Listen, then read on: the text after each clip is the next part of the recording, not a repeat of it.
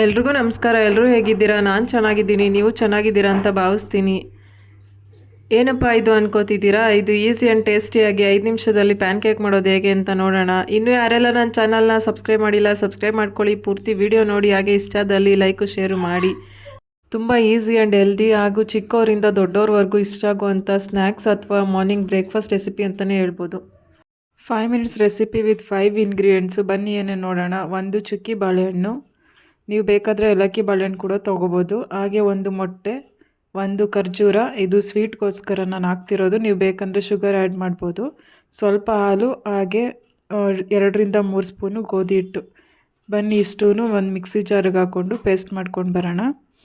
ನೋಡಿ, ಕಟ್ ಮಾಡಿ ಇಟ್ಟಿರೋಂಥ ಬಾಳೆಹಣ್ಣು, ಹಾಗೆ 1 ಮೊಟ್ಟೆ. ನಾನಿಲ್ಲಿ ಸ್ವೀಟ್ಗೋಸ್ಕರ 1 ಖರ್ಜೂರ ಹಾಕ್ತಾಯಿದ್ದೀನಿ, ಯಾಕಂದರೆ ನಾನು ನನ್ನ ಮಗನಿಗೋಸ್ಕರ ಮಾಡ್ತಿರೋದು. ದೊಡ್ಡವರಾದರೆ ಬೇಕಾದರೆ ಶುಗರ್ ಆ್ಯಡ್ ಮಾಡ್ಕೊಳ್ಳಿ. ಹಾಗೆ 1ರಿಂದ 2 ಸ್ಪೂನು ಗೋಧಿ ಹಿಟ್ಟು. ಹಾಲು ಆಪ್ಷನಲ್ಲು, ನಿಮಗೆ ಬೇಕಂದರೆ ಆ್ಯಡ್ ಮಾಡ್ಕೊಳ್ಳಿ, ಇಲ್ಲಾಂದರೆ ಸ್ಕಿಪ್ ಮಾಡ್ಕೊಳ್ಳಿ. ಇಷ್ಟೂ ಇವಾಗ ನೈಸ್ಗೆ ಪೇಸ್ಟ್ ಮಾಡ್ಕೊಳ್ಳೋಣ. ಲೀಡ್ ಕ್ಲೋಸ್ ಮಾಡಿ ಪೇಸ್ಟ್ ಮಾಡೋಣ. ನೋಡಿ, ಈ ರೀತಿ ನೈಸ್ಗೆ ಪೇಸ್ಟ್ ಆಗಿದೆ. ಇದನ್ನು ಒಂದು ಬೌಲ್ಗೆ ಟ್ರಾನ್ಸ್ಫರ್ ಮಾಡ್ಕೊಳ್ಳೋಣ. ಇವಾಗ ಒಂದು ಪ್ಯಾನ್ ತೊಗೊಂಡು ಪ್ಯಾನ್ ಬಿಸಿಯಾಗಕ್ಕೆ ಇಡೋಣ. ಆವಾಗಲೇ ಏನು ರುಬ್ಬಿಟ್ಕೊಂಡಿದ್ವಿ ಆ ಹಿಟ್ಟನ್ನ ಹಾಕೋಣ. ಇವಾಗ ಪ್ಯಾನ್ ಚೆನ್ನಾಗಿ ಕಾದ್ಮೇಲೆ ನೋಡಿ ಈ ರೀತಿ ಹಾಕೊಳ್ಳೋಣ. ಸ್ಪ್ರೆಡ್ ಮಾಡೋಕ್ಕೆ ಹೋಗಬೇಡಿ, ಸ್ಪ್ರೆಡ್ ಮಾಡೋ ಅವಶ್ಯಕತೆ ಏನಿಲ್ಲ. ಸ್ಪ್ರೆಡ್ ಮಾಡಿದ್ರೆ ನೀಟಾಗಿ ಬರಲ್ಲ.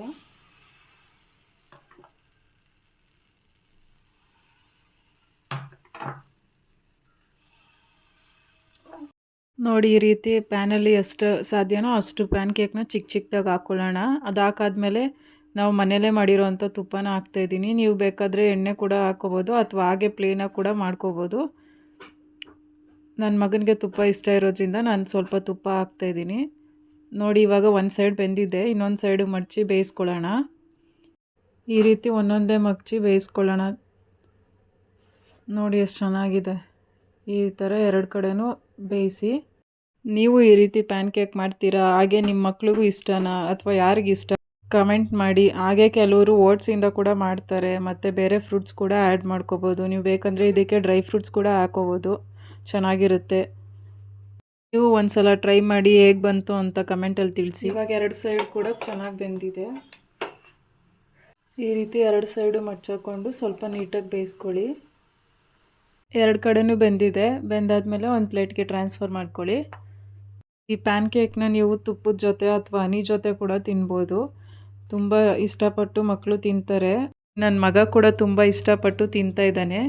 ಹಾಗೆ ನೀವು ನಿಮ್ಮ ಮಕ್ಕಳಿಗೆ ಮಾಡಿಕೊಡಿ, ತುಂಬ ಇಷ್ಟಪಟ್ಟು ತಿಂತಾರೆ.